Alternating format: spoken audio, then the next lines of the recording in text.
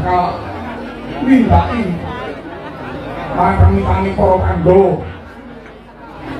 Lah kok malah dibote oleh si adikne dikongkon dadi panyarsane wong sesaji. Ora wis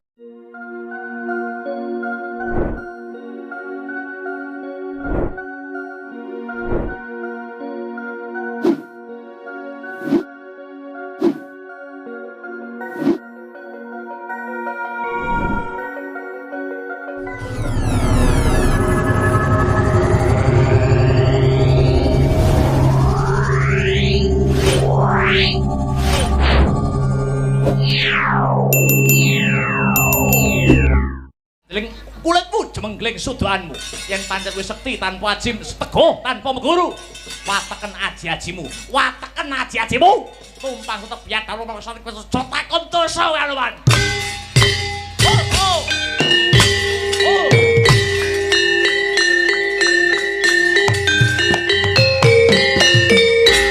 Nikatan yang berwalang tanda maluman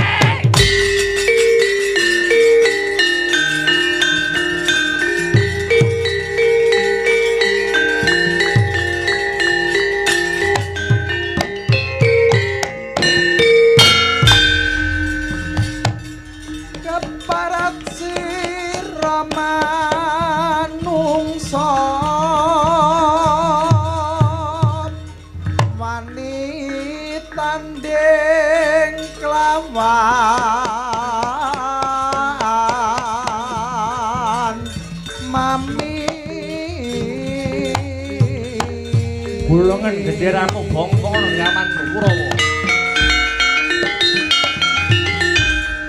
Iki satriya lip nuwe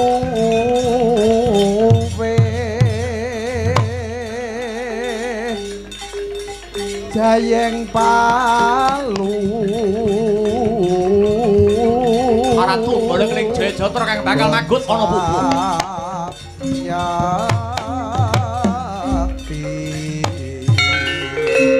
Ayo sapa ngabdi musuhku? Apa sira ayo ngono? Apa siratan Musuh Jayajatra kelangkung dadi pengewan-ewan kowe Antasena. Jogitong cak pirang dina aladeni. Singalena prapteng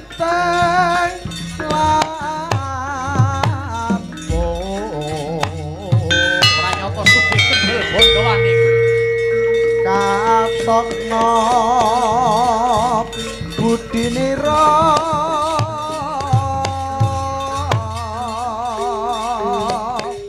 sira masti bakal lale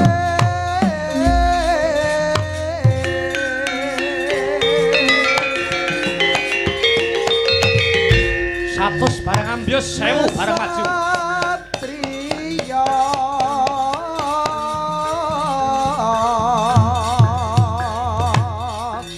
ambyu bareng mangarso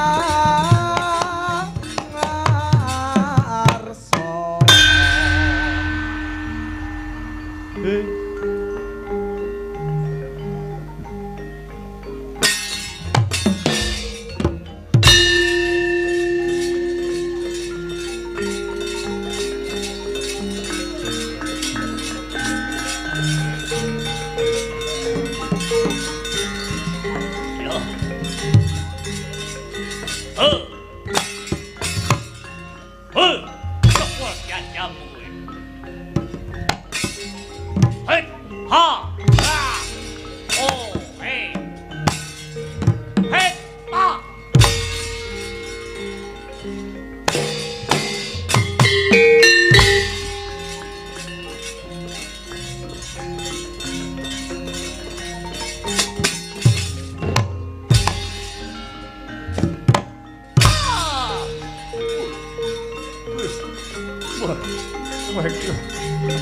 Ampuh tanganmu, Allah itu. Oh, hei, oh, hei, oh, oh, hei, ah, oh, ah, wah, weh, ah, bus,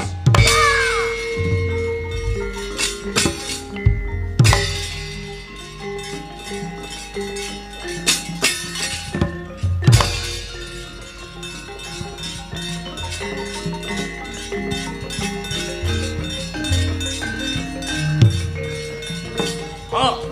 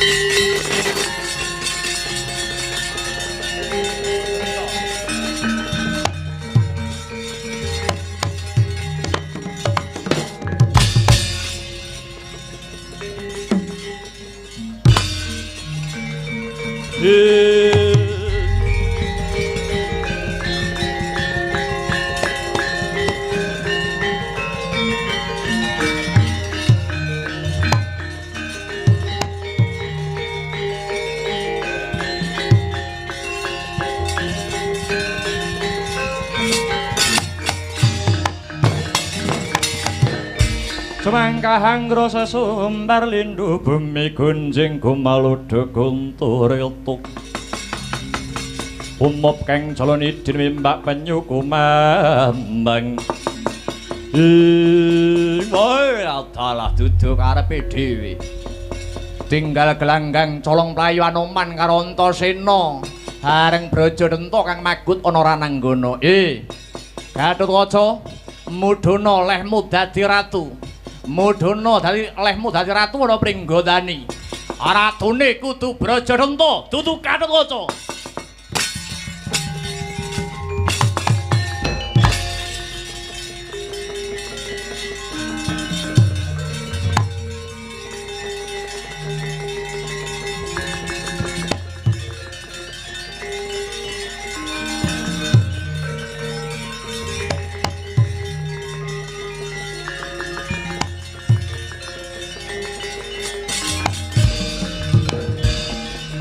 Anoman kareng sarta Antasena ora wani ngadepi anak Mas Brajadenta.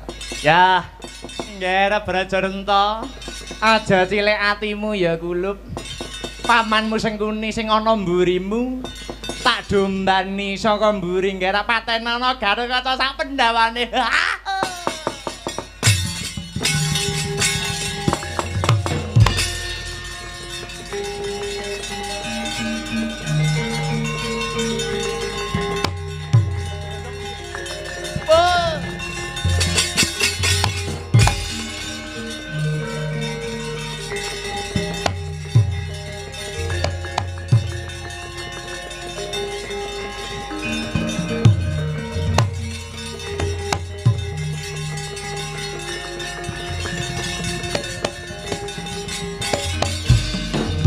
Panganjur laguning angin gugur agraning araku guru gernita kagiri-giri ing kala bentana mlayu-mlayu gawe kaget napa wala kakek Brajamusti ketiwasan Kang Kakang Brajadenta ora karenan penggalihe babakan Gatotkaca arep pinilih dadi ratu. Malah saiki Kakang Brajadenta bakal mirang kampo jingga gajah gelar bondan kang tanpa payung, Kang. Ya jagat dewa Bathara Jagat Pramudita kamangka. Kakang Brajadenta mbiyen wis nyarujuki kalamun to Gatotkaca kang dadi ratu. Sajake Kakang Brajadenta milik nggendong lali. Ya Alantana. Piye Kang? Aku ndak sowan mring gondane perkara iki bakal tak aturi Kang Warimbi. Ya sing ati-ati yo Kang.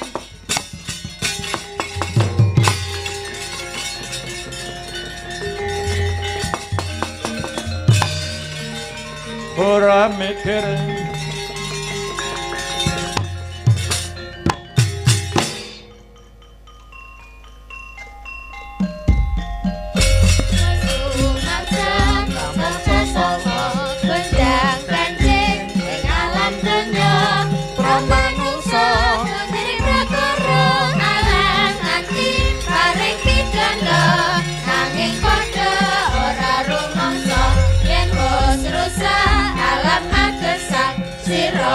aja padha ngresula kabeh ngono kasayang sukma mula aja padha sembrono supaya datang aku cica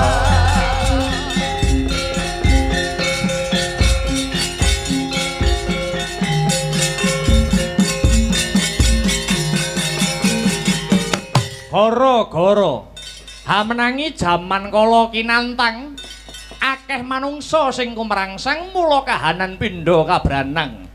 Bangsa manca padha perang paten pinaten rebut bener watone padha menang. Akeh kawula padha nunjang palang sing tuwa ora golek dalan padang sing enom ketungkul sangga wang dasare lumuh tumandang. Ana kene kahanane padha wae. Tata susila disepelekake, tata krama ora diwulangake, nanging sing ugal-ugalan dianggep sing apik dhewe. Mendem ciu saben sore banting kertu mungsuh mara tuwane dhewe. Ora ngelingi anak bojone bareng duit entek sertifikat tanah digadekke. Gara-gara jaman keparat, olah suci ora dikiblat sing diudi mung bangsa maksiat. Golek dukun nglumpukke jimat yen ditakoni jare nggo kuat-kuat. Maido marang kuasane sing gawe jagat, gegaran niat jahat bentang munggah pangkat lan entuk tambah derajat pamrihe golek nikmat sing tanpa ragat. Wong wadon mlumpat kawat, wong lanang mabuk hormat. Wolak-walik ing jaman ngancik gara-gara jaman anyar. Manah susah dadi bingar, pikir ruwet dadi lejar. Ketitik wayang purwa saya ngrembaka. Ora keri kanca niaga padha urip mulya. Awak waras rejeki ndrebala watone aja dienggo kertu 5. Sapa sing isih nekat tak pujekke nyemplungon neraka. Dalang-dalang semono uga. Para dalang laris mayang nyambut gawe sila tumpang suluk cerita ngobahke wayang. Yen awan turu yen bengi ngumyang. Kumpul wong wedok arang-arang ewadene anake ya pirang-pirang. Sing tuwa patut ditiru, sing enom sregep sinau, pemimpin jujur, rakyat bersatu, dirgaya suwa nganjukku medal repat prokawan kaditirta kencana.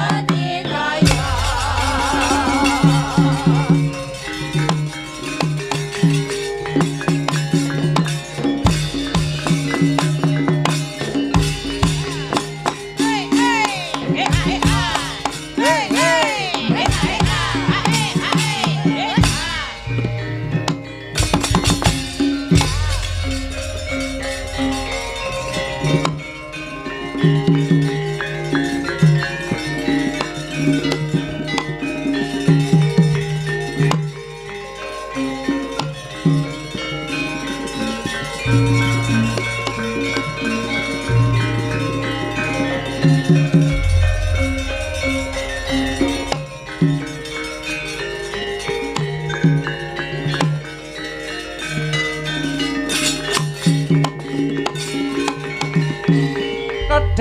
tos mak aku nyawang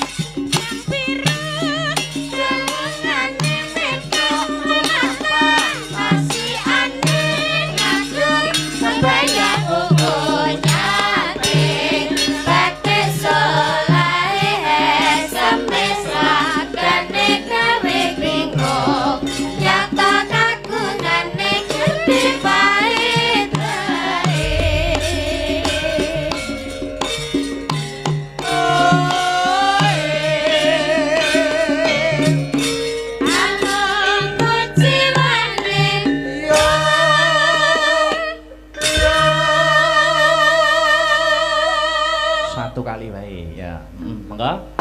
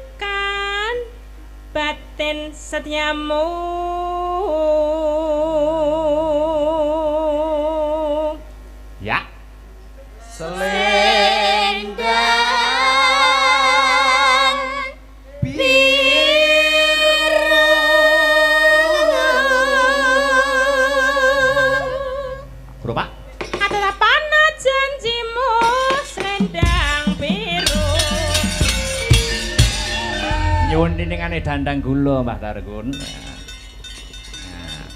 Lon-lonan gara-gara Mas Gareng. Kota Solo semboyan berseri, Sragen asri yen Klaten bersinar, lamun Wonogiri sukses. Boyolali tersenyum Karang Anyar, tentram yakti. Semarang kota Atlas Sukoharjo makmur. Bersemi iku ngrobokan lamun nganjuk, sembuyane kota angin simponi Ponorogo. Saben kutha duweni semboyan masing-masing, jenenge asma kinarya japa kuwi wujudake pandonga kang diaplikasikan ya ta kanthi sarana mujudke kata-kata utawa kalimat kang wujude semboyan. Ngono Dik Petro. Wah, ngancik gara-gara Mas. Iki jam pira iki? Jam 2 pas manut jamku. Wah. Ya. Ora usah rampung esuk-esuk mergo ki tengah kutha. Cedhak karo masjid, aja nganti nerak kira. Lah kuwi. Apa tahu? Tahu mbiyen. Ya, sing lontolan dhisik, mengko langgam terus bangsa gedabikan mengko ya. Pelak. Aku kepengin Mbak Sri Wahyuni Pesek ngaturke uler kambang dhisik, ora ketang sak uler kambang ning pelok. Oke.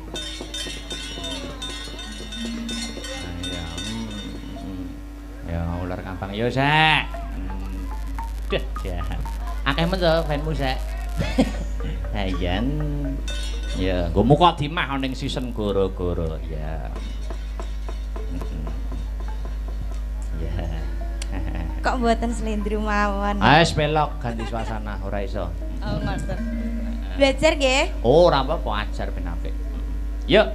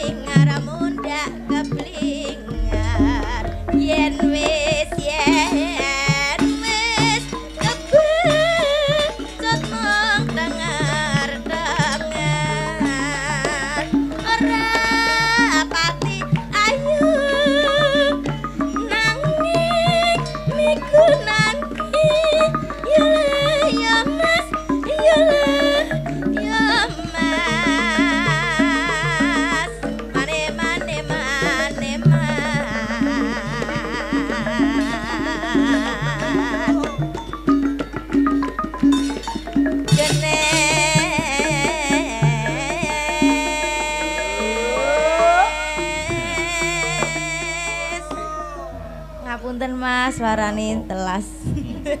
Santai wae. Iki lho tapi kuwi enak, Mbak. Lanjut.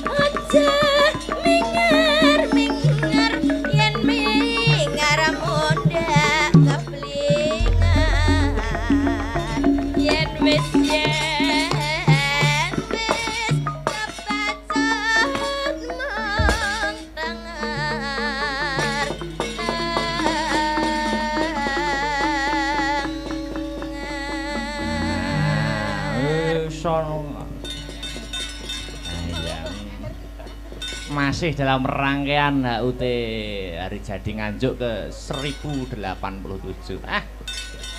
Dasare kota angin. Kota angin iki jadi maknai nggur angin sing gedhe nanging nulato sifate angin. Sifate angin kuwi piye, Truk? Angin kuwi nyerambahi ya ta. Ning panggonan sing ngombo kang sarta panggonan sing cilik utawa panggonan sing rungsit. Tegese maknane ya ta wong-wong Nganjuk masyarakat Nganjuk kudu bisa manjing ajur-ajer awor sapa wae bisa tepa slira tata krama ditengenke. Oh ngono. Ayo. Dadi kumpul karo wong duran ora ngisin-ngisini, kumpul karo padha padane masyarakat ya ora rumangsa dhuwur. Oh ngono. Heeh. Wah, angin kuwi sifate ya apik mau dijupuk filosofine. Ayo no. Ya, maksud iki engko ini kan gubom buat terakhir. Mas Heru. Sowe ora duet Mas Heru. Nah. Ya ana permintaan lumantar Nawala kang tumibeng pangkon. Ngapunten menawi wonten permintaan-permintaan mangke sing boten saged kula aturaken mergi menika kula aturaken sanes wekdal menawi kula metruk kalih gareng wonten laladan sanes. Mas Gareng Dek, Mas Heru, kok Mas Gareng. Ya, selamat subuh. Wah, urung nggih. Wayahe sahur. Wonten permintaan menika sida rondo. Iya. Ya. Hah? Arep duwi ya kena, karo Mbak Ingkar ya kena. Oh, duwe ra melu to? Ora melu. Oh iya ya. Ora ngemake, ora apal. Iya. Olah ora usah isuk-isukan njaluk sepat.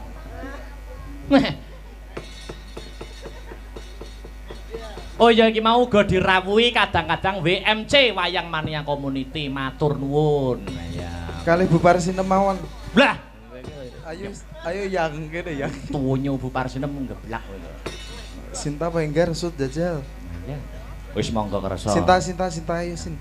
Ayo. Ojo to kok niken to. Engko nggo bom. Ya. Wah, ya.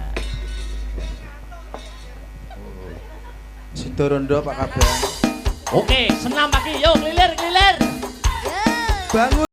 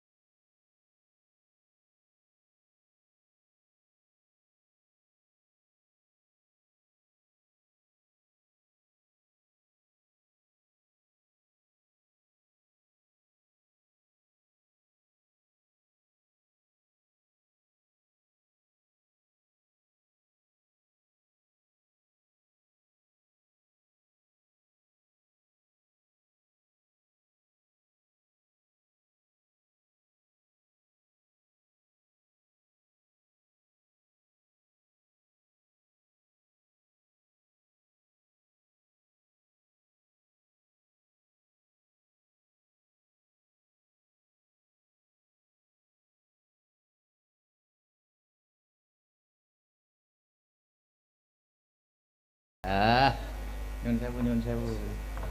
Nah, jangan.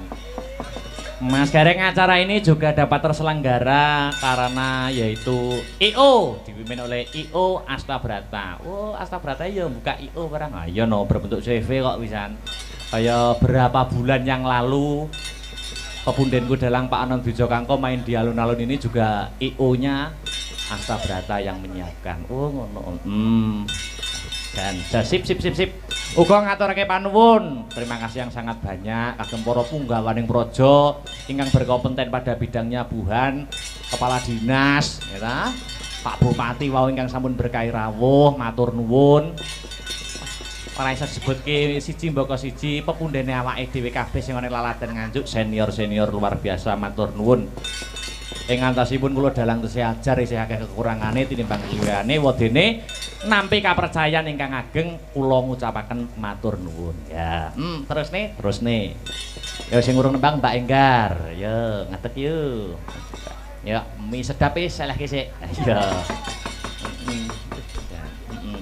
Penak melok Pak Wo. Iya. Ayo. Tas. Was. Iya, Nggih, sugeng enjing. Wilujeng enjing Mbak Enggar. Monggo paring lelipur kangge para masyarakat Nganjuk ingkang tasih wungon melekan dan para pemirsa yang di YouTube Astabrata Media. Di YouTube. Oke, niki napa niki? Wis monggo campur sari yo kena. Lintang Asmara, duetnya no Mas berarti. Heeh. Ijo lah ijo. Heeh, musik. Apa? Pun. Nyedak Mbak Enggar. Piye sik. Heeh, wis buka nek. Wis ya, kitabe. Iya. Besok cik ngerabekne Parto Kromo kan. Rapine Parto Kromo.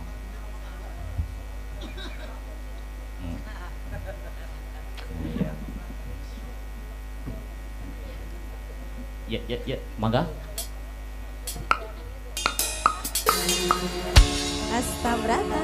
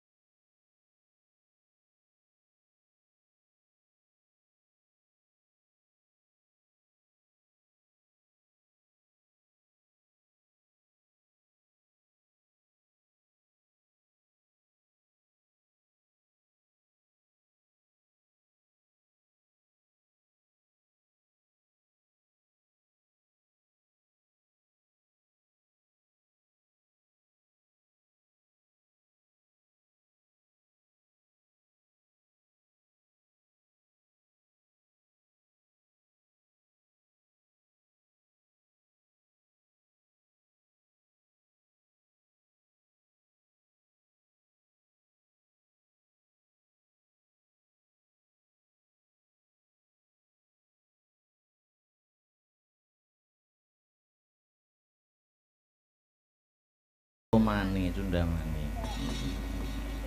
Ya, terakhir Dik Niken Spotono to, Spotono. Ayo. Gumyak ora kelangan gamelane.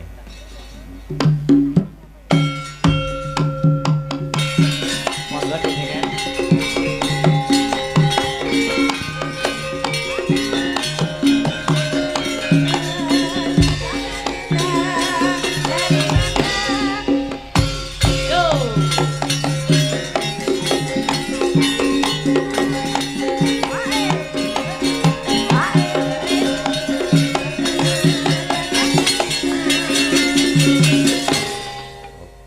Wilujeng Encing. Selamat pagi, Iya. Kang Mas Raden Akbar Syah Syah. Alam Gaib. Dikei goib barang. Wah, sik oke sing ngertani. Masih banyak. Ayo, apa? Ngaturne apa? Yuk menghibur. Monggo. Anu kaya langga apa lele. Anu. Halus napa kasar niki, Mas? Kasar. Kasare napa? Hah? Apa ya, Mas? Banyuwangi napa pripun? Oke, ora apa-apa. Apa seragenan? Nah, manut. Seragenan apa Banyuwangi? Apa pan?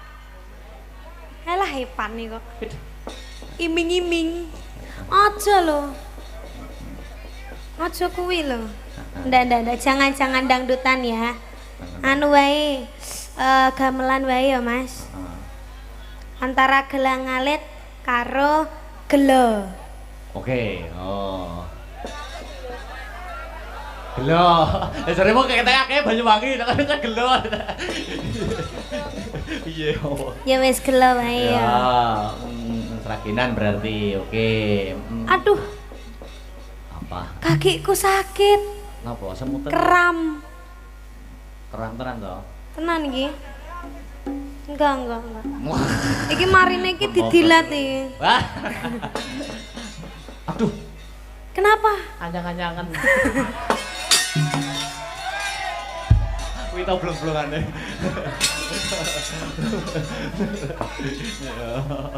Iya. Yo, gelo seraginan Mas Arya. Yuk.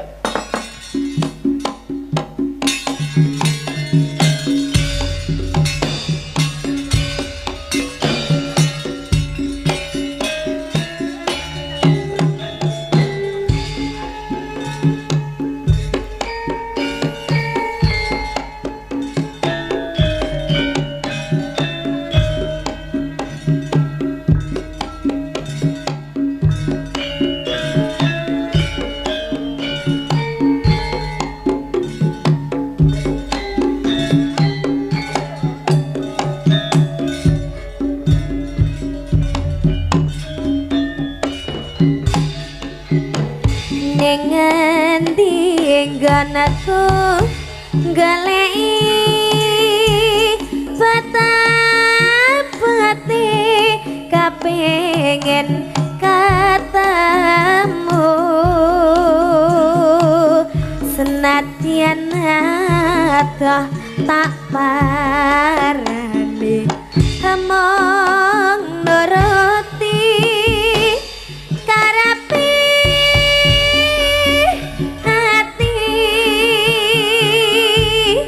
barang saiki katamu kawilunga ninggalake aku kaya sing nyandal atiku loh konetes nalesi tipiku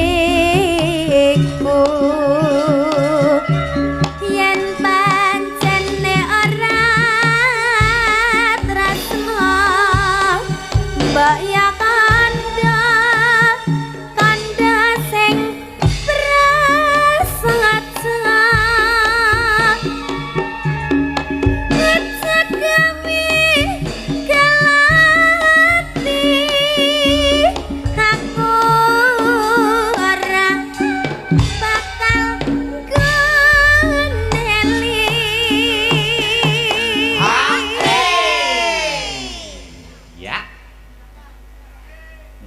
kaya ngene lakonku biyen ngapa kok dadak katamu yen pancene ditinggalke gawe kalah ati salawase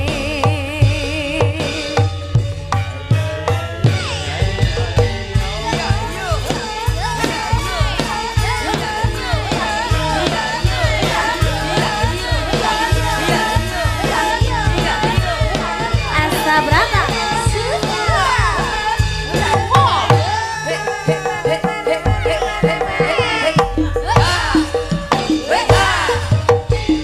dengan tinggal konggalei patah-pati kepengen ketemu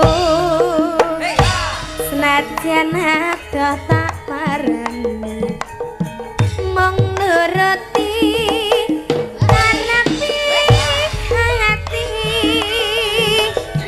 barang saiki ketemu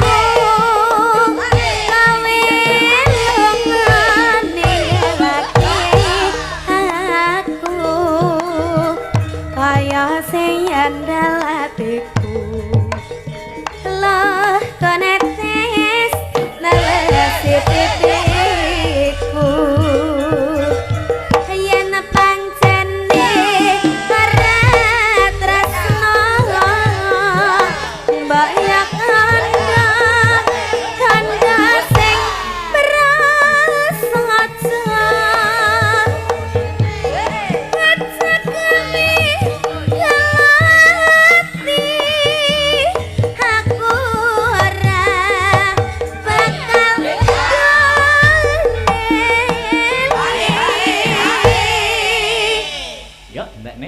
kaya ngene lalakonku biyen ngapa kok dadak ketemu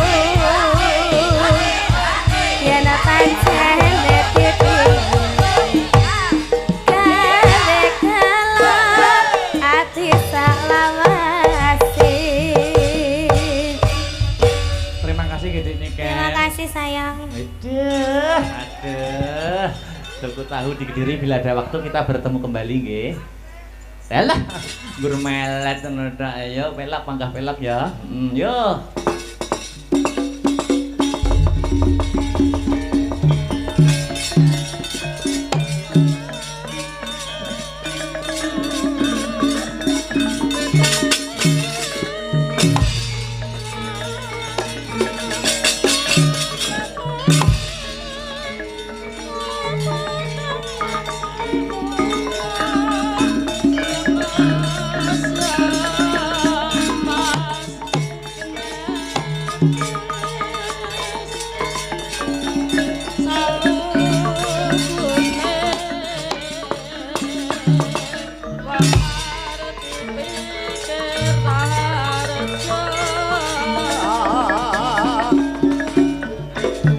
Wonten candhaing lampah ing mangke datan kading madyaning wana Parasara tengahing alas ana cahya manter sak sada lanang tuhute jane calon ratu Pringgandani Risang Gatotkaca ing mangke nembe nindakaken yoga brata lenggahing sela Sumayana sahandhaping mandira ingkang ageng nering cipta harsa meminta kanugrahan dumateng purbaning kang kawasa datan mokal pangaribawa sumundul ngantos kahyangan Suralaya mangkono praptaning Hyang Narada mrebeki kang lagya yoga brata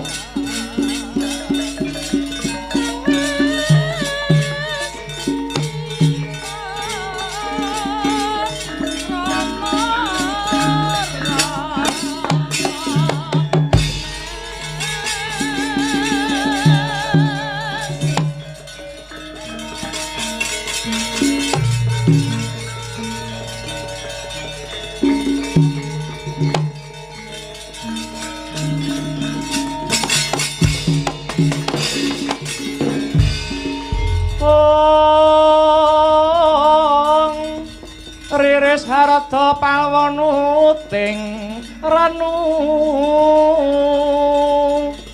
Dresing karasaning sun dening kanyut manis lering sun Gusti roning kamal mirah ingsun semirada ing nguni sidat agung ing naramada sadroning aguling Prakenjang Pak Pang Marudaya ngregara wong kali codhe ngetani iline ayo kagiat rasa kita Gatotkaca penulun kang jogara kanggon kita mangun brata kejawi saking mriku pukulun arajo wonten wigatos ingkang pundi dene paduka pukulun gigah anggen kula semedi maladi hening kawruhanana Gatotkaca marmane ulun jogara kanggon kita semedi krana ing dina sakmengko kahyangan Suralaya lagi kapandhuk ing gara-gara bareng ulun teliti sumbering gara-gara disebabake loro perkara siji pangaribawane sira kulub Gatotkaca angka loro pangaribawane pandhita buta kang sakmengko uga lagi tapa brata mapan ana ing repet kepanasan Gatotkaca apa kang dadi niatmu nganti nindakake tapa brata kang mangkene nggih Eyang Pukulun kula namung nyuwun pituduhing Gusti awit kula badhe kawisuda jumeneng ratu mapan ing pringgondane menawi Gusti ngijabahi panyuwun kula mestinipun kemawon Gusti badhe paring sarana anggenipun paring kanugrahan ingkang wujudipun ngilmu babakan kaprajan Pukulun. Alah Rajae sing kok suwun babakan kawruh kaprajan iki ana gandeng jenenge kelawan pandhita buta kang nedheng tapa brata. Menapa saestu mekaten Pukulun? Aja slendro sing dadi rasamu. Mara coba munggah kayangan papaken pandhita kang nedheng tapa brata ana rapat kepanasan. Suwanana babakan kawruh kaprajan sedika ngestaken dawuh Pukulun. Sigra pala kang tumingel